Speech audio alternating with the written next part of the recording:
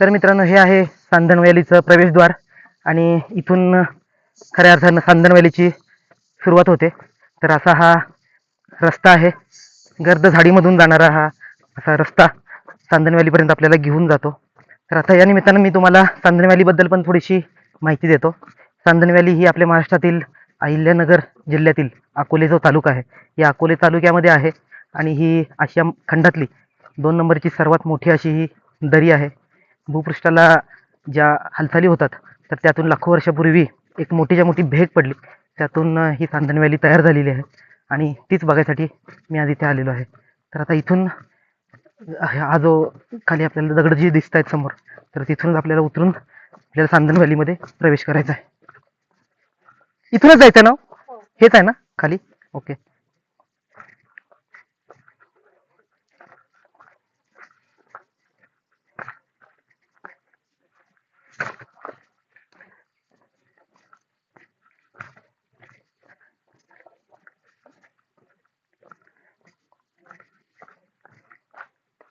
तर अशा पद्धतीला सुरुवातीलाच आपल्याला भली मोठी दगडं आपल्याला बघायला मिळतात आणि ही दगडं पार करून आपल्याला सांदण व्हॅलीमध्ये उतरायचं आहे. तर तुम्ही ह्या दगडांचा आकार बघा, थोडी मोठी मोठी दगड आहेत या ठिकाणी आणि इथून अशा पद्धतीचा हा छोटासा आपल्याला ट्रेक करावा लागतो.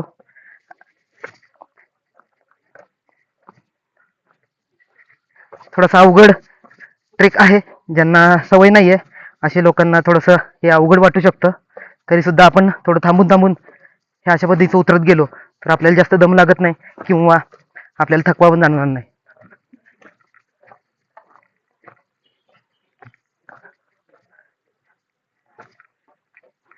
हे बघा किती चिंचोळी अशी ही सांदण व्हॅली आहे. हे बघा, पुढे गेल्यानंतर थोडे 2-3 वॉटर क्रॉसिंग पण आहेत आणि त्यातून त्या पाण्यामधून आपल्याला चालावं लागतं.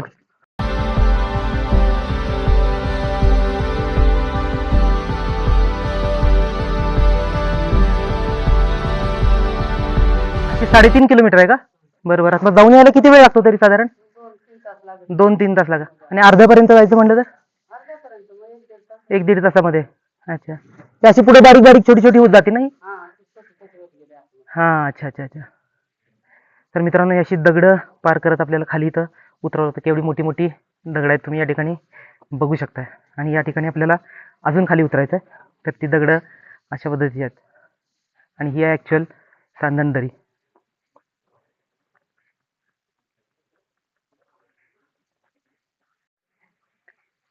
सांदण दरीतील सर्वात अवघड उतार हाच आहे मित्रांनो, या ठिकाणी आता मी उतरलेलो आहे. तर या ठिकाणी तुम्ही बघू शकताय जवळपास एक 25 फूट माझ्या मते खाली आपल्याला उतरायला लागतं आणि थोडीशी आपण काळजी घेतली तर आपण सहज उतरू शकतो या ठिकाणी. आणि मग खाली उतरल्यानंतर पुन्हा एकदा आपल्याला अशी भली मोठे दगड वाटेत आपल्याला पडलेली दिसतात आणि ही दगड पार करून आपल्याला थोडं समोरचा जो रस्ता आहे तर तो थोडा सपाट आहे, तर आपण तिथं पुढेपर्यंत जाऊन येऊया.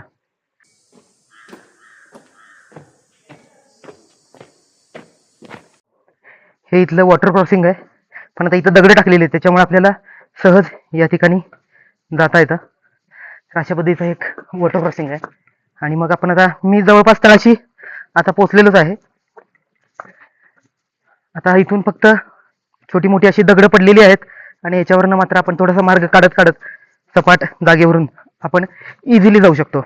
आणि आता समोर तुम्ही बघा की किती नॅरो ही दरी झालेली आहे, समोर आपण बघू शकतो.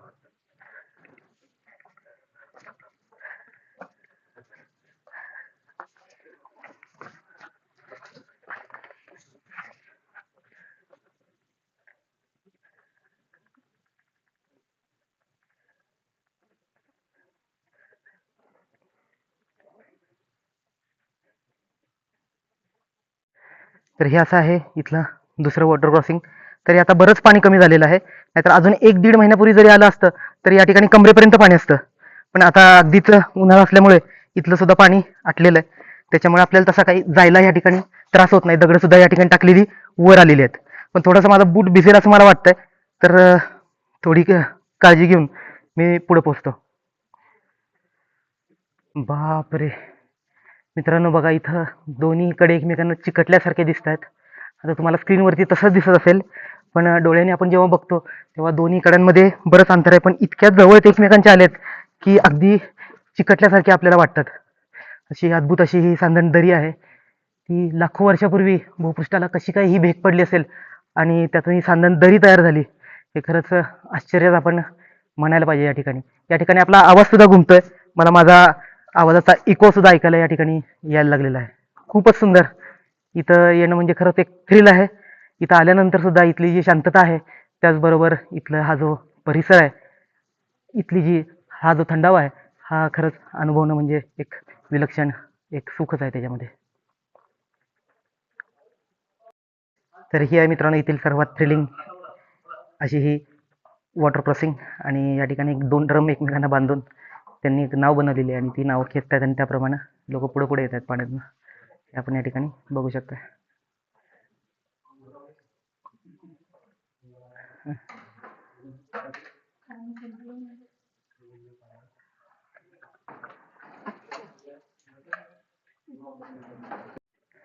खूप छान वाटलं त्या बोटीतून वॉटर क्रॉस करून. खूप सुंदर असं मला फिलिंग आली या ठिकाणी. आणि आता आपण या व्हॅलीच्या शेवटपर्यंत चाललेलो आहोत. आणि पुढे बघा की किती नॅरो होत चालली आता ही दरी. या ठिकाणी काही पुढं पर्यटक सुद्धा या ठिकाणी आलेले आहेत, ते सुद्धा पुढं मला दिसतात. तर अशा पद्धतीची यानंतर आपण या ठिकाणी जेव्हा येतो तेव्हा थोडंसं सिंपल होऊन जातं यातलं सगळं, कारण फक्त आता दगडच पडलेली आहेत. तीच दगड आपल्याला क्रॉस करत करत पुढेपर्यंत जायचंय. त्याच्यामुळे यात काही तसं अवघड असं काही नाहीये. इझिली आपण हे करू शकतो.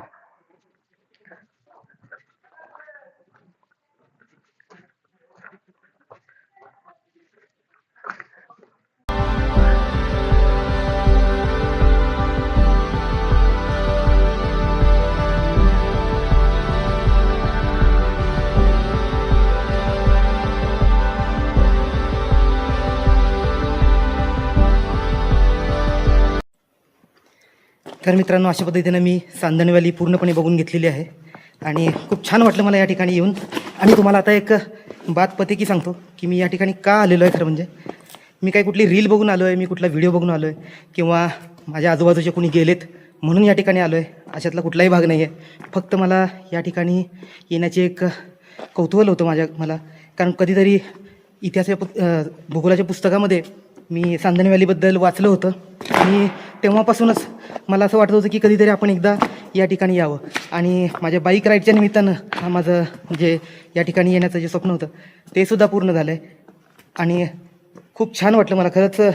मी शब्दामध्ये ही वर्णन करू शकत नाही की किती सुंदर ही सांदण व्हॅली आहे. त्याच्यामुळे तुम्हीसुद्धा या ठिकाणी येण्याचा प्लॅन करत असाल तर या ठिकाणी नक्की या. आज जाऊ, उद्या जाऊ असं करत करत माणसाचं आयुष्य निघून जातं. पण असं जे अद्भुत गोष्टी आहेत आपल्याच जवळपास असलेल्या, त्या ठिकाणी आपण कधीही भेट देत नाही. त्याच्यामुळे तुम्ही या ठिकाणी नक्की या. आणि एक दुसरं सर्वात महत्त्वाचं कारण म्हणजे जोपर्यंत आपल्या पायामध्ये ताकद आहे, हातात बळ आहे, तोपर्यंतच अशा पद्धतीची कामं आपण करायला हवीत. अशा पद्धतीचं जे ॲडव्हेंचर आहे ते आपण करायला हवं. कारण जर हातातून एकदा वेळ निघून गेली, आपले हातपाय चालेनासे झाले की नंतर मग पश्चाताप करण्यामध्ये किंवा त्रागा करत बसण्यामध्ये काही पॉईंट राहत नाही. त्याच्यामुळे योग्य वेळी योग्य त्या गोष्टी आपण करायलाच हव्यात. आपल्या नेहमीच्या कामातनं वगैरे थोडी सवड काढून आपण अशा ठिकाणी नक्की भेट द्यायला हवी. त्याच्यामुळे हा व्हिडिओ तुम्हाला कसा वाटला हे मला नक्की सांगा. व्हिडिओ आवडल्यास त्याला लाईक करा, माझ्या चॅनलला सबस्क्राईब करा आणि शक्य झाल्यास जास्तीत जास्त लोकांपर्यंत हा व्हिडिओ पोहोचवण्यासाठी त्याला शेअरसुद्धा करून टाका.